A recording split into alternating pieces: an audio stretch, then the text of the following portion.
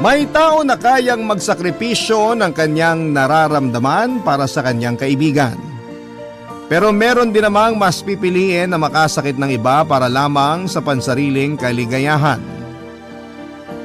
Ikaw, kapuso, sinong mas pipiliin mo na pahalagahan? Ang kaibigan mo o ang taong mahal mo?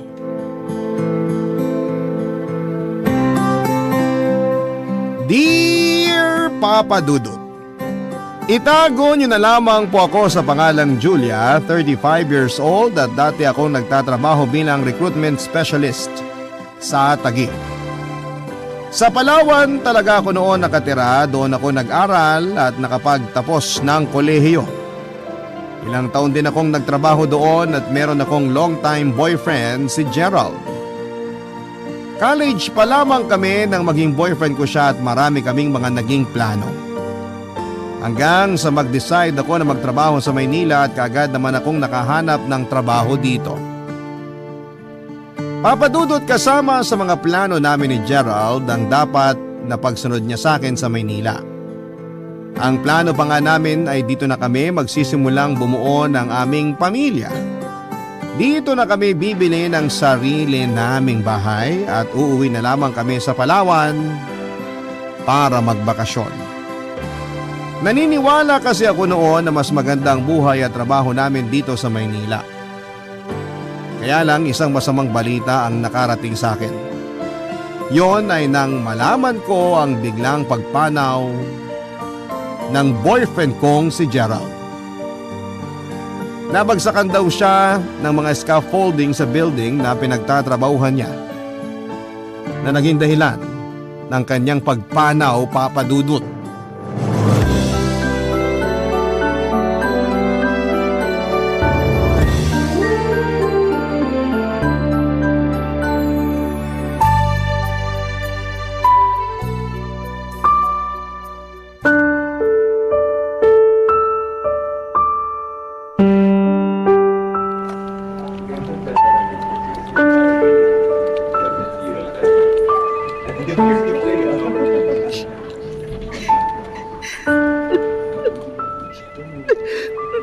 Julia, mabuti naabutan kita dito sa station mo ngayong lunch break.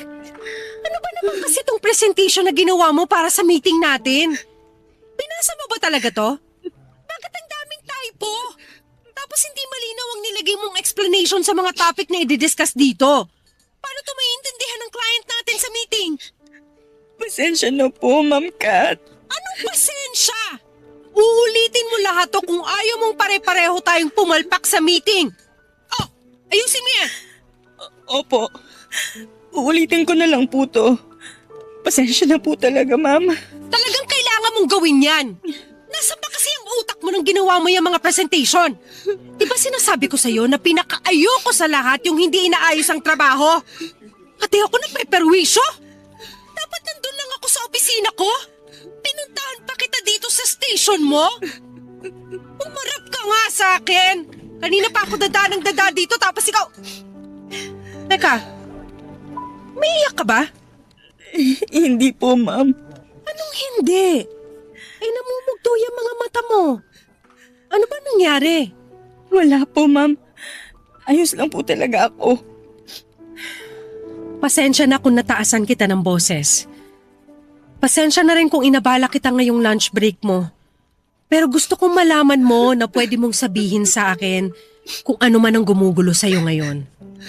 Nakakagaan ang pakiramdam kapag may pinagsabihan ka ng problema mo. Ang totoo po, Ma'am Kat. Nakatanggap po kasi ako ng tawag mula sa pinsan ko sa Palawan. Sinabi niya po sa akin na nawala na raw po yung boyfriend ko. Namatay po siya kagabi dahil sa aksidente sa pinagtatrabahuhan niya. Ha? I'm so sorry, Julia. Matagal na po kaming magkarelasyon ni Gerald. College pa lang po, boyfriend ko na po siya at napakarami na po naming planong dalawa. Dapat po susunod na siya sa akin dito sa Maynila sa susunod na buwan. Kasi dito po namin plano magpakasal eh. Dito kami bubuo ng sarili naming pamilya. Dito po namin sisimulan to pa rin lahat ng mga pangarap namin. Pero hindi na po mangyayari yun kasi wala na po siya. Wala na po si Gerald. Alam ko na mabigat ang pinagdadaanan mo ngayon. Dahil minsan na rin akong nawala ng mahal sa buhay. Hindi biro ang sakit sa dibdib na binigay ng pagkawala niya sa buhay ko. Pero kagaya ng palagi nating naririnig, lahat ng masasaya at mabibigat na pangyayari sa buhay natin, palaging may dahilan. Pero bakit po ganun? Bakit kailangan po na maramdaman natin to? Bakit kailangan kunin sa atin kaagad ng Diyos ang mga mahal natin sa buhay? Napakabata pa po ni Gerald para mamatay. Wala namang kasi makapagsasabi sa atin kung kailan tayo mawawala sa mundong to. O kahit pa ang mga tao na mahalaga para sa atin. Kaya hanggat kaya natin, kailangan na sulitin natin ang bawat oras na pwede natin silang makasama. Hindi naman namin gusto magkahiwalay ng matagal ni Gerald. Kinailangan lang niyang tapusin yung kontrata niya sa Palawan bago siya makasunod sa akin dito sa Maynila. Pero kung alam ko lang... kung alam ko lang na mawawala na siya... dapat hindi na lang ako umalis eh. Dapat hindi ko na lang siya iniwan na sa Palawan. Sige lang, Julia. Iiyak mo lang yan para gumaan kahit paano ang bigat dyan sa dibdib mo. Buong umaga na nga po akong umiiyak, ma'am. Pero hanggang ngayon halos madurog pa rin ang dibdib ko sa sobrang sakit ng nararamdaman ko dito. Pakiramdam ko, anytime pwede na akong sumunod sa kung nasan man si Gerald ngayon. Tigilan mo ang pag-iisip mo ng ganyan. Kasi kung naririnig ka ngayon ni Gerald, sigurado ako na hindi siya matutuwa. Sige ganito. Gusto mo ba mag-request ng vacation leave para makauwi ng Palawan? Pero ma'am, kakaregular ko lang po dito sa kumpanya. Mag-iisang taon pa lang po ako dito. Baka po hindi ma-approve yun lalo na't hindi ko naman po kamag-anak o asawa si Gerald.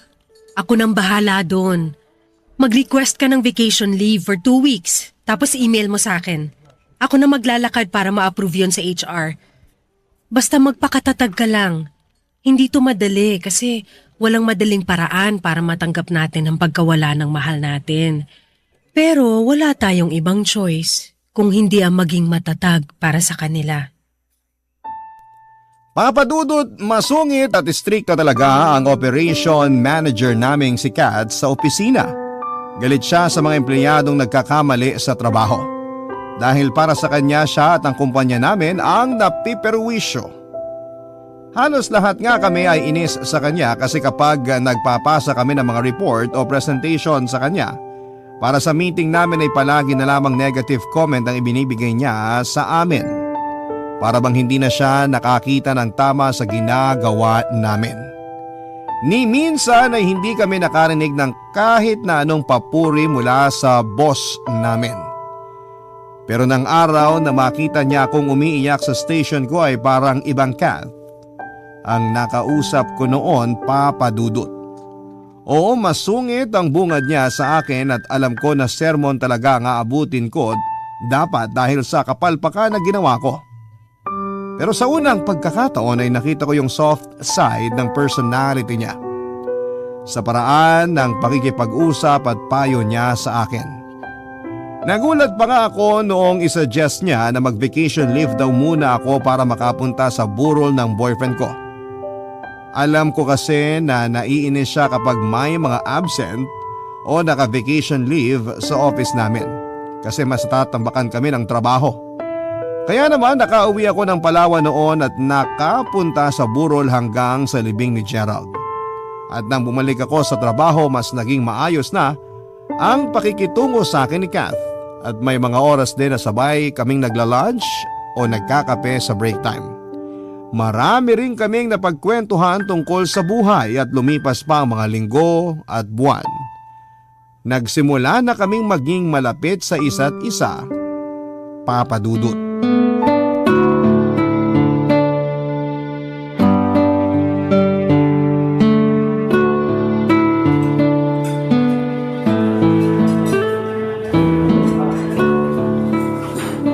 Ang dami namang tao dito sa restaurant. Sa ibang restaurant na lang kaya ako kumain. Julia! Julia! Oh, si Ma'am Kat yun ah. Saka yung asawa niya yata ang kasama niya. Julia, dito ka na lang sa table namin. Nakakahiya naman pero sige na nga, lapitan ko na sila. Hi Ma'am Kat! Makamam naman to, wala naman tayo sa opisina. Kath na lang ang itawag mo sa akin. Sige. May kasama ka ba? Wala eh. Akala ko kasi konti lang yung tao dito sa restaurant kaya pumasok ako para dito na lang mag-celebrate ng birthday ko. Pero baka lumipat na lang ako ng ibang restaurant. Birthday mo pala! Huwag ka nang umalis. Dito ka na lang sa table namin at sagot na namin ang dinner mo. Di ba Han, okay lang? Oo naman. Kahit ano pang orderin niya, sasagutin natin lahat. Oh, ayos lang daw sa asawa ko kaya dito ka na sa table namin ha? Sige Kat, thank you sa inyo ha. Wala yun. Sina namin. Nice to meet you, Julia. Nice to meet you din po sir. Jay na lang. Lakas makatanda ng sir. Okay, sige. Bakit pala hindi ka nag-request ng birthday leave para nakauwi ka ng Palawan? Para nakapag-celebrate ka ron kasama ang family mo.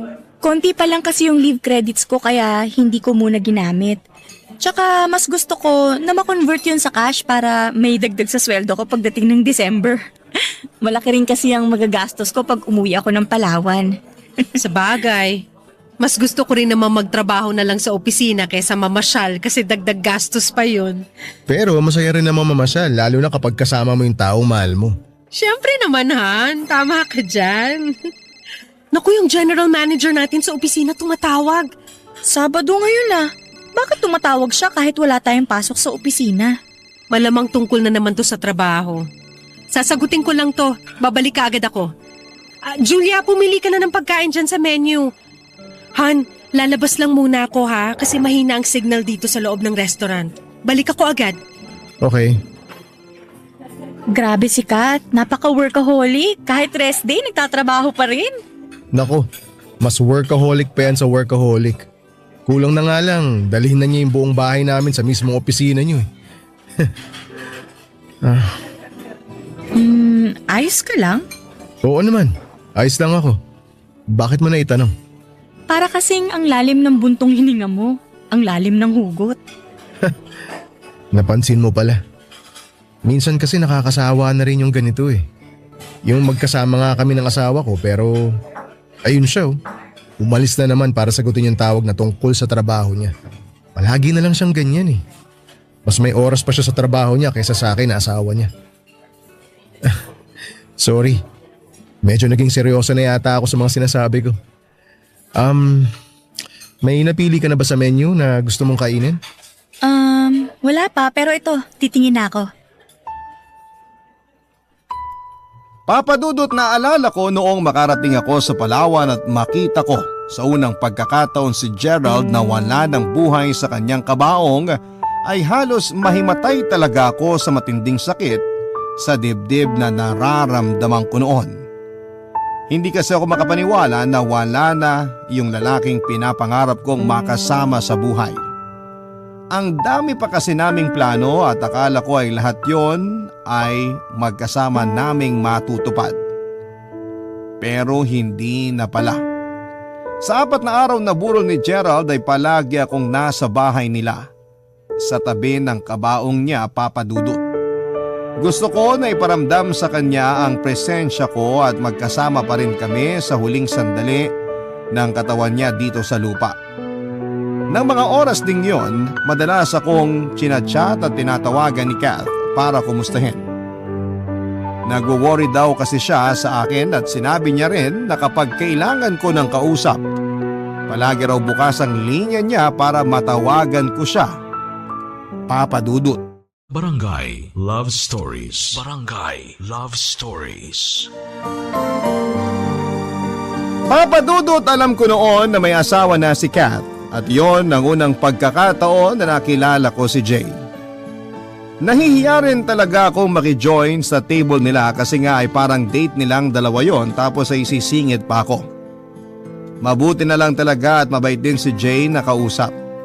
Nilibre pa nga nila ako mag-asawa ng dinner para sa birthday celebration ko, Papa Dudut. At kahit na ilang beses na umalis si Kath sa table namin dahil sa mga kausap niya sa cellphone niya, ay nag-enjoy pa rin ako kasi maraming kwento noon si Jay. Papa Dudut, doon ko mas nakita kung gaano ka-workaholic na tao si Kath. Kasi kahit sa dinner date nilang mag-asawa ay dala niya pa rin ang trabaho niya. Napapailing na nga lang si Jay sa tuwing sasagutin ni Kath ang tawag o text sa kanya na may kinalaman sa opisina.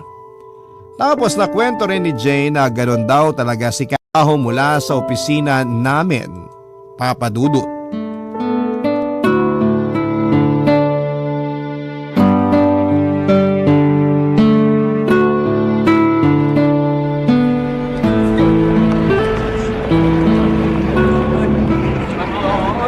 Grabe, kanina pa ako dito sa waiting shed pero wala man lang tumitigil sa mga taxi na pinapara ko.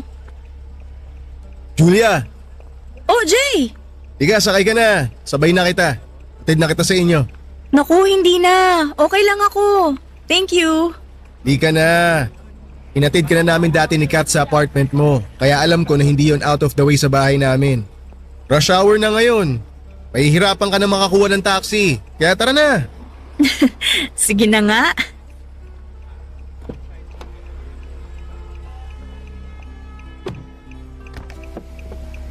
May gusto ka bang music?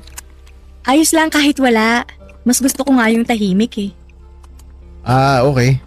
Ayaw mo pala ng maingay. Sige, hindi na lang ako magsasalita. Parang sirato. Siyempre, ayoko rin namang mapanisan ng laway kung pareho tayong tatahimik sa buong biyahe. Sa bagay, tama ka dyan. Baka pag uwi ni Kat galing Singapore, hindi na niya ako i-kiss kasi bad breath na ako. Ewan ko sa'yo.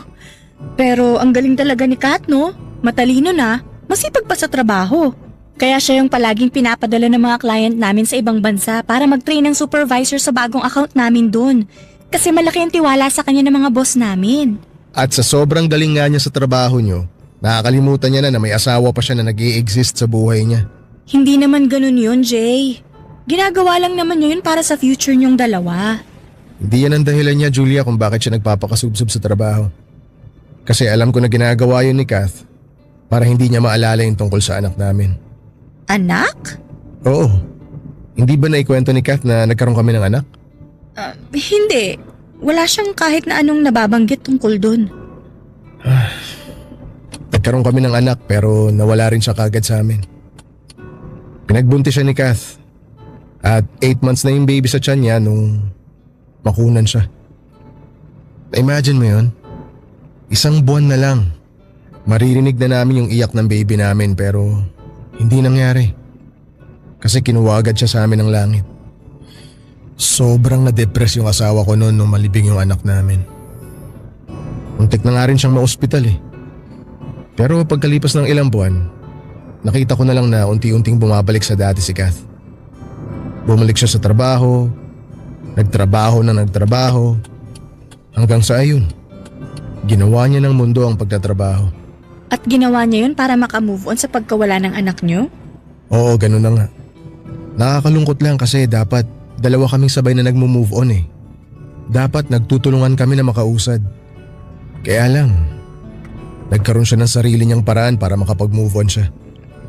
Hindi niya napansin na naiwan na ako mag-isa na pilit kinakaya na tanggapin na wala na yung baby namin. Pero ayos na rin yun. Kesa nakikita ko siya na kagaya ng dati na sobrang nahihirapan.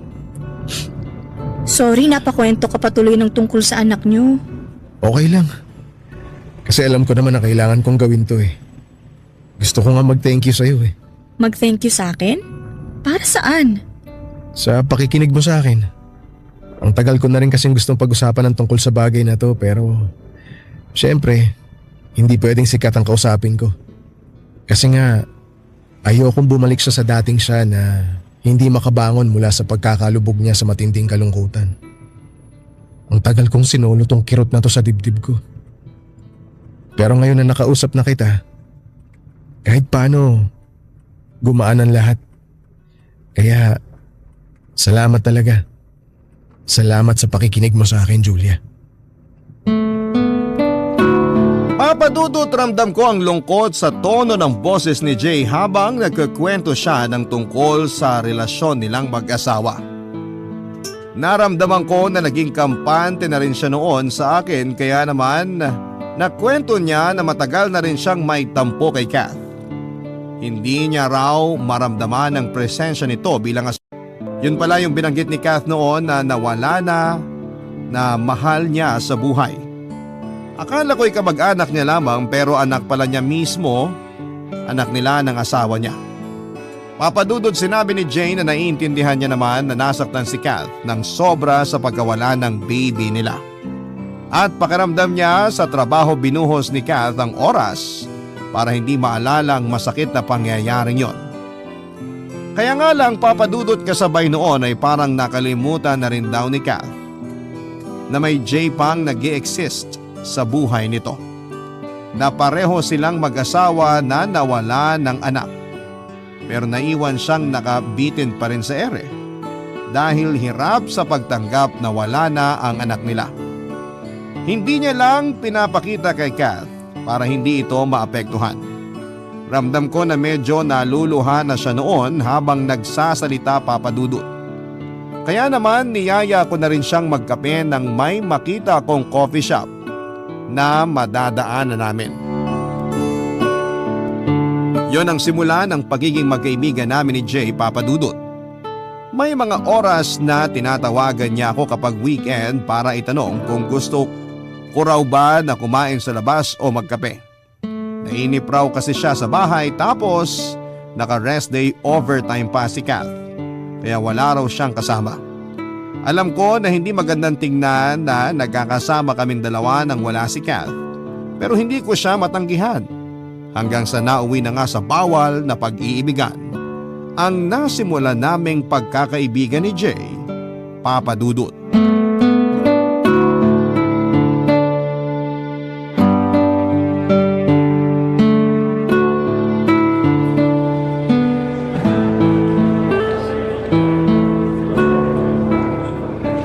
Sorry, ngayon lang ako nakatawag sa'yo. Dami kasi namin ginagawa dito sa opisina eh. Ayos lang. Naiintindihan ko kasi kapag ganitong oras alam ko na busy kayo sa trabaho. Kumain ka na ba? Eto, kaka-lunch break ko lang. Nang makabili ako ng pagkain ko, tinawagan agad kita kasi gusto kong marinig boses mo eh. Bakit naman? Siyempre, para ganahan akong kumain. Kailan pa naging panghimagas ang boses ko? Alam mo naman kasi na marinig ko lang ang boses mo, pwede na akong hindi kumain ng isang buong araw eh. Parang ewan to. Nagsasabi lang ako ng totoo. Ay, teka, tapos ka na bang kumain? Baka mamaya na, abala ko lunch break mo ha. Tapos na akong kumain, be. Ako nga to nakakastorbo kasi kaka-lunch break mo lang. Kahit kailan, hindi ka naging abala sa akin. Kung pwede nga lang, ikaw na maging pagkain ko. Sira. Kumain ka na nga dyan kasi pabalik na rin ako mamaya sa office namin. Inuubos ko lang tong juice ko. O sige, tawagan na lang kita ulit mamaya. I love you, be. I love you too. Bye. Ay, ito talagang beko. Napaka-sweet. Julia, pwede ba Ano ba tayo kayo? mag-usap? Sorry kung nagulat kita. Gusto lang kasi kita makausap, okay lang ba? Ha? Okay lang, Kat. Hindi pa naman tapos ang lunch break ko. Upo ka. Salamat. Tungkol saan ba yung gusto mong pag-usapan natin? Tungkol sa asawa ko. Ayos ka lang? Oo. Ano kasi, matamis pala masyado tong juice kaya bigla na lang akong nasamid. Ano ba yung gusto mong pag-usapan natin tungkol kay Jay? Ano kasi, pakiramdam ko, may ibang babae na yung asawa ko. Baka ano lang, baka pakiramdam mo lang yun pero baka hindi naman talaga. Iba na kasi siya eh. Paanong iba? Hindi na siya kagaya ng dati na palagi akong tinatawagan kapag lunch break niya. Tapos kapag magkasama kami sa bahay, hindi na kami masyado nag-uusap. Hindi niya na ako nilalambing. Palagi niya lang hawak yung cellphone niya, tsaka nakita ko na iba yung password ng cellphone niya. Hindi naman ako nakikialam sa mga gamit niya. May kailangan lang akong i-transfer na picture mula sa cellphone niya. Kaya kinuha ko yun habang nasa banyo siya. Tapos, yun nga. Hindi ko nabuksan kasi iba na ang password. Nung nakita niya ako na hawak yung cellphone niya, nainis siya tapos kinuha ulit sa akin yung cellphone niya. Baka naman, Ibang babae yung dahilan kung bakit nagbabagong ugali ng asawa ko. O sige, tatanungin kita. Nahuli mo na ba dati na may ibang babae ang si Jay? Hindi pa. May history na ba siya ng pagloloko sa relasyon nyo? Wala naman. Madalas ba kayo nag-aaway o nagsisigawan sa bahay nyo? Hindi, kasi hindi rin naman kami masyado nag-uusap sa bahay. Palagi kasi akong pagod sa trabaho kaya madalas nagpapahinga na lang ako. See? Walang dahilan para magloko ang asawa mo, Kat. Siguro, stress ka lang din kaya kung ano-anong napapansin mo kay Jay. Natatakot kasi ako. Natatakot ako na baka may ibang mahal na si Jay. Hindi ko kakayanin yun, Julia. Ayoko mawala sa akin ang asawa ko. Hindi mawawala sa'yo si Jay kasi mahal ka niya. At sigurado ako na hindi niya magagawang lokohin ka. Kaya relax ka lang. Magtiwala ka sa asawa mo. Magtiwala ka sa pagmamahal niya sa'yo.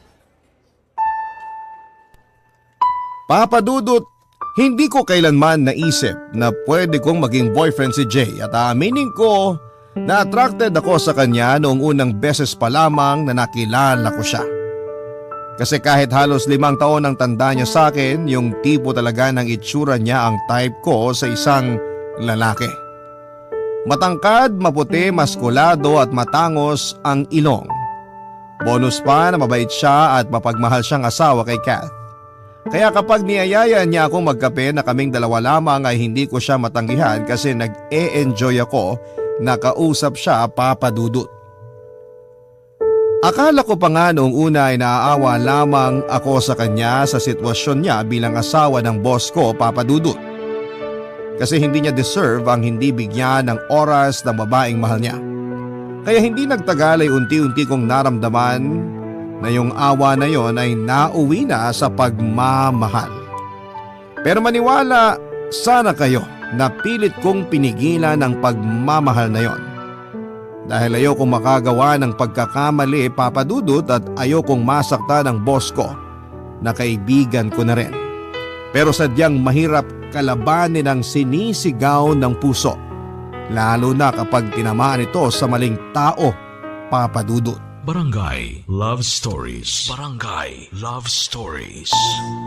Papa Dudut, kinabahan talaga ako nang bigla na lamang lumapit sa akin si Kath para kausapin ako. Ang akala ko ay alam niya ang tungkol sa relasyon namin ng asawa niya. Natakot ako na baka sampalin o bigla na lamang niya akong sabunutan noon, Papa Dudut.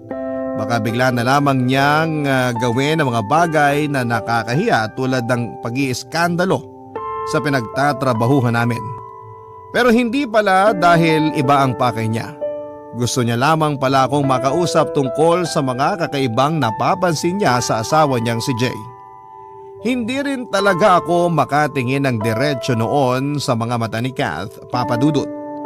Natatakot ako na baka mabasa niya sa mga mata ko na nagsisinungaling lamang ako. Ilang beses din akong nagkunwaring nauubo para lamang mabuo ulit ang boses ko. Medyo nababasag na kasi yon at nauutal pa ako. Ibinigay ko ang lahat ng kaya ko para magpanggap na walang alam tungkol sa bagay na kinukonsulta niya sa akin. Sinabi ko sa kanya na mabait ang asawa niya at alam ko na mahal siya nito. Kahit ang totoo, ako na ang bagong mahal ng asawa niya, Papa Dudut.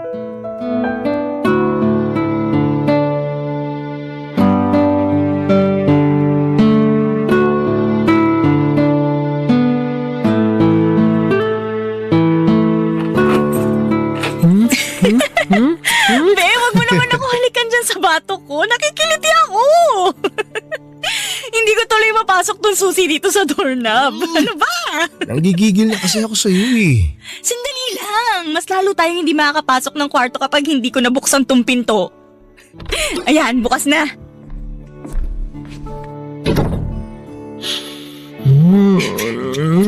Teka, doon na tayo sa kama. Grabe.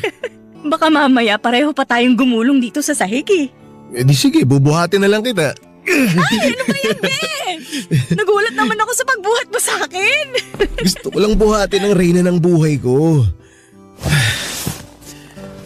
Be, siguro naman ngayon, wala nang mga istorbo sa atin kasi kanina pa talaga kita gusto halikan ng matagal eh.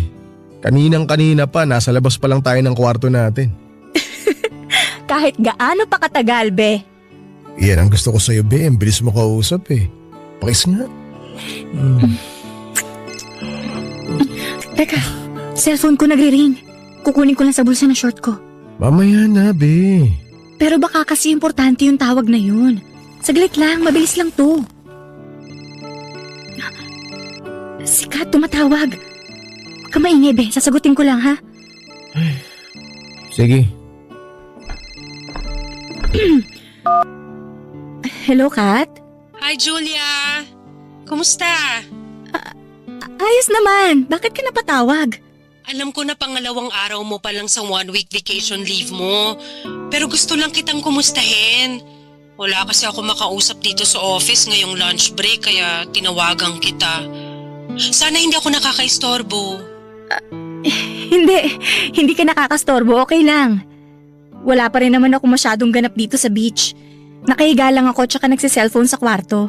Bakit hindi kayo mag-swimming ng mga pinsan mo? Tinatamad pa sila eh. Mga tulog nga eh. Mamaya na lang daw ulit kapag palubog na yung araw. Sa bagay, mas masarap mag-swimming kapag hindi mataas ang sikat ng araw. Nag-lunch ka na ba? Kakabili ko lang ng food ko pero wala akong ganang kumain. Bakit naman? Hanggang ngayon kasi, hindi man lang tumatawag sa akin si Jay. Alam ko naman na busy siya sa out-of-town conference. Siguro yun o tatawag din sa'yo. Alam mo naman yung asawa mo na yon. Nahawa na ng pagiging workaholic sa'yo. Ngayon alam ko na ang nararamdaman niya kapag wala akong oras sa kanya nang dahil sa trabaho ko. Kapag nakauwi na talaga siya, babawi ako sa kanya. Ipagluluto ko siya ng mga paborito niya, yayayain ko siyang palagi mag-date kami sa labas at mas magiging sweet pa ako sa kanya. Basta ipaparamdam ko sa kanya kung gaano ko siya kamahal. Nagiging madrama na naman ako. Sorry nasisira ko tuloy ang bakasyon niyo ng mga pinsan mo. Okay lang, Kat. Sabi ko naman sa'yo, handa ako makinig sa mga ikukwento mo sa akin. Salamat, Julia. O sige na, ibababa ko na tong tawag kasi para makapag-enjoy ka na dyan. Kakain na rin ako dito sa pantry. Okay, sige. Ay, Anong sabi ni Kath? hindi mo pa raw siya tinatawagan o tinitext man lang. Wala naman akong sasabihin sa kanya eh. Tsaka busy tayong dalawa ngayon dito eh. Pero kailangan mo pa rin siyang tawagan. Mamaya na lang, Be. Jay, sikat pa rin ang asawa mo kaya responsibilidad mo na tawagan o i-text man lang siya. Oo nga, asawa ko siya. Pero ikaw na yung mahal ko, Julia. Alam mo naman kung paano natin pinagplanuhan tong alis natin na to. Ilang araw na nga lang tayong magkakasama eh. Hahatiin ko pa ba yun kay Kath? Gusto ko lang naman na mas maiparamdam ko sa'yo na seryoso ako nung sinabi ko sa'yo na mahal kita. Kaya hayaan mo na lang muna ako. Ite-text ko rin naman si Kath eh. Pero mamaya na. Hindi naman importante na mag-update ako sa kanya eh. Ang importante, matapos natin yung nasimula.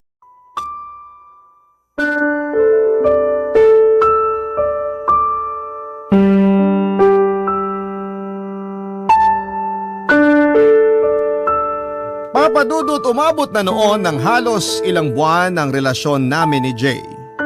At mas lalo naman kaming naging malapit ni Kath sa isa't isa.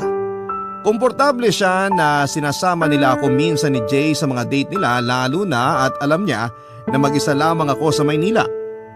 Pero ang hindi niya alam ay nagbabakasyon kami ni Jay ng kaming dalawa lamang. Kagaya na nga lamang noong mag-request ako ng vacation leave na kaagad na inapprove ni Kat. Dahil ang sabi ko ay mga pinsan ko ang kasama ko. Tapos nagpaalam naman si Jay sa asawa niya na may out of town conference siya. Halos 1 linggo kaming nagpakasarap na maamin ang lahat ng gusto namin bilang magkarelasyon. Yung maglakad na magka-holding hands, kumain sa restaurant nang hindi kinakabahan, at mag-kiss kahit pa may mga tao sa paligid. Mas naiparamdam ni Jay sa akin kung gaano niya ako kamahal. Kaya nga lang sa paglipas pa ng mga araw at linggo ay napapadalas ang paghingi sa akin ng payo ni Kath, Papa Dudut. Lumalakas daw kasi talaga yung pakiramdam niya na may ibang babae ang asawa niya. Madalas niyang nakikita si Jay na may chinachat at kapag lumapit na raw siya ay biglang papatayin ni Jay ang cellphone niya. At nakakaamoy raw siya ng pamilyar na pabangong pambabae sa mga damit ni Jay. Kaya naman nagpalit din talaga ako ng brand ng pabango noon. Pero nang minsang umiyak na sa akin ang konsensya ko, Papa Dudut. Hanggang sa mag-decide akong itama ng lahat ng maling ginagawa ko noon, Papa Dudut.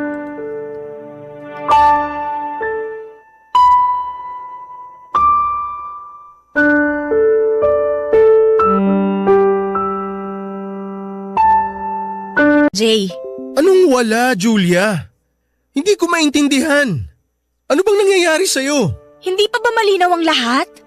Anong ibig mo sabihin? Yung sinabi mo na gusto mo nang tapusin ang lahat sa ating dalawa? Oo. Pero bakit?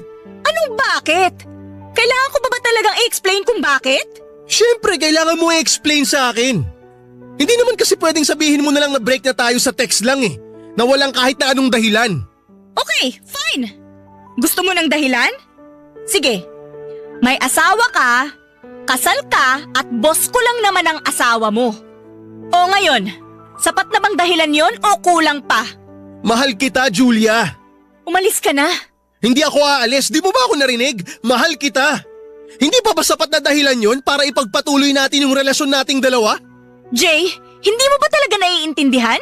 Hindi na nga natin pwedeng ituloy to kasi may asawa ka na. Kahit mahal natin ang isa't isa? Oo, kasi mulat sa pulpa, mali na ang lahat sa ating dalawa. Kaya please lang, umalis ka na. Tigilan mo na ako kasi… Bakit ba ang tigas mo? Bakit bigla mo na lang pinipigilan yung sarili mo? Ba't pinipigilan mo yung nararamdaman mo para sa akin? dahil naaawa na ako kay Kat. Asawa mo siya at kaibigan ko siya. Hindi niya deserve ang masaktan. Jay, please. Nakikiusap na ako. Umalis ka na. Huwag mo na akong guluhin. Magre-resign na rin ako para hindi na malaman ni Kat ang tungkol sa atin. Alam ko na! Hindi mo na kailangan mag-resign dahil alam ko na lahat! Kat? Anong ginagawa mo dito? Ako pa talagang tinanong mo, Jay? Seryoso ka dyan? Pero sige, sasagutin ko ang tanong mo.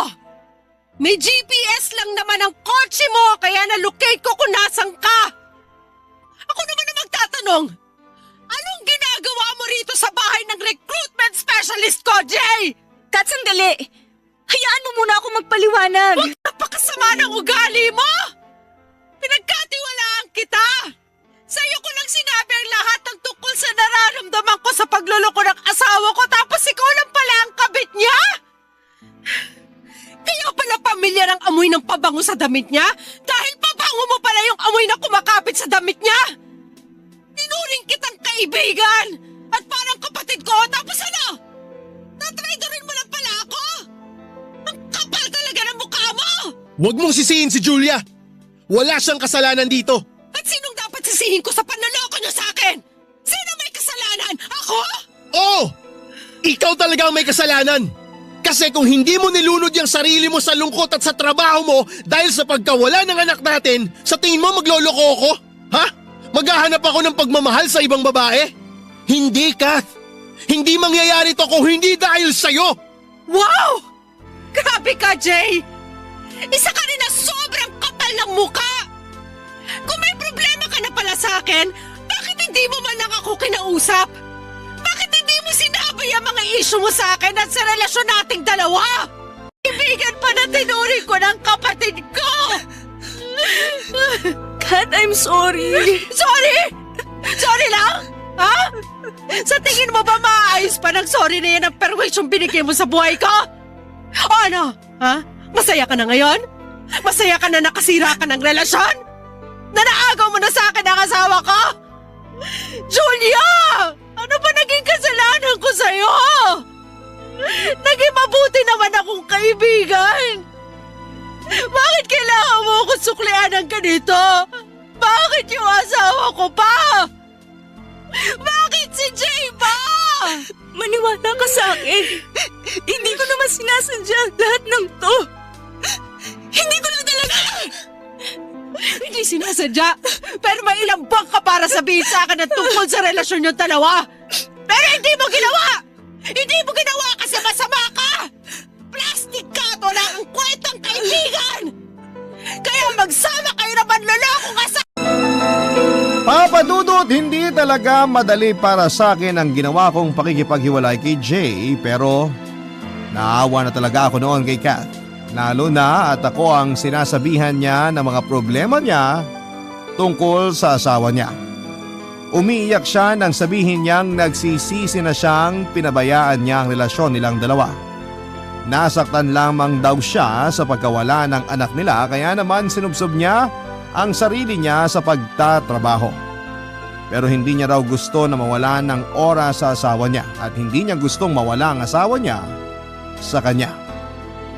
Papa Dudut, tinanong din ako ni Kath noon kung may nakukwento raw ba si Jay sa akin na tungkol sa ibang babae. Alam niya raw kasi na close na rin kaming dalawa at syempre wala akong kahit na anong sinabi sa kanya.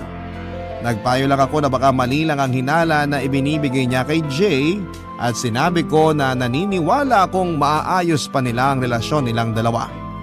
Sinabi ni Kath na sana ng araw ay maayos pa talaga nila dahil hindi niya raw kakayanin na mawala si Jay sa kanya. Nawala na raw siya ng anak, kaya baka mamatay na raw siya kapag pati si Jay ay mawala sa kanya. Labis pa siyang nagpasalamat sa akin kasi palagi raw akong nakikinig sa mga problema niyang paulit-ulit lang naman daw.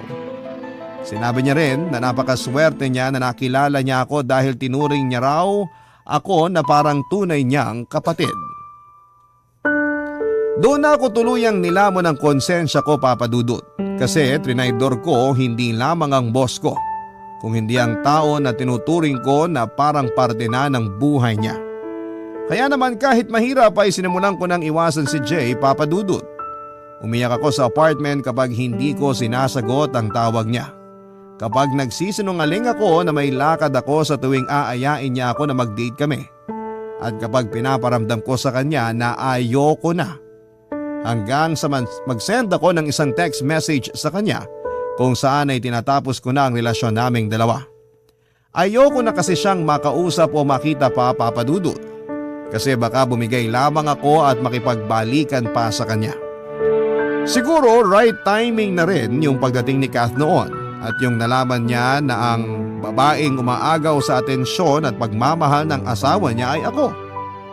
Oo, nasaktan ako ni Kath emotionally and physically. Pero alam ko na deserve ko yon at kulang pa nga para sa mga nagawa kong kasalanan sa kanya. Kaya naman kinabukasan din ay kaagad na ako nag-file ng immediate resignation. Hindi na ako naglakas pa ng loob na kausapin si Kath at tuluyan ko na ring pinutol ang anumang komunikasyon namin ni Jay. Tama na yung minsang nagkamali ako at sapat na yung mga oras na pinagsaluhan namin para sa kasalanang nagawa namin. Papadudot na lamang ko mula sa dati kong kaopisina na muling nagkaayos sina Jay at si Kath. Ngayon na halos 4 na taon na ang nakakaraan mula nang mangyari ang lahat ng ito ay nakita ko sa Facebook nila na may 2 na silang anak.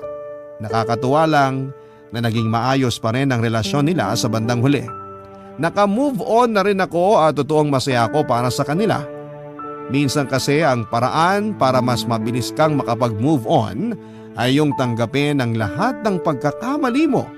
Pati na yung katotohanan na kailanman ay hindi ka magiging masaya sa piling ng tao na alam mong hindi naman para sa'yo.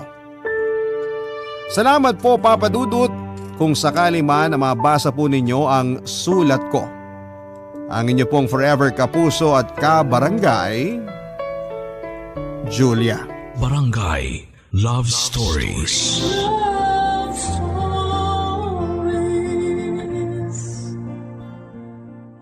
Barangay LS 97.1.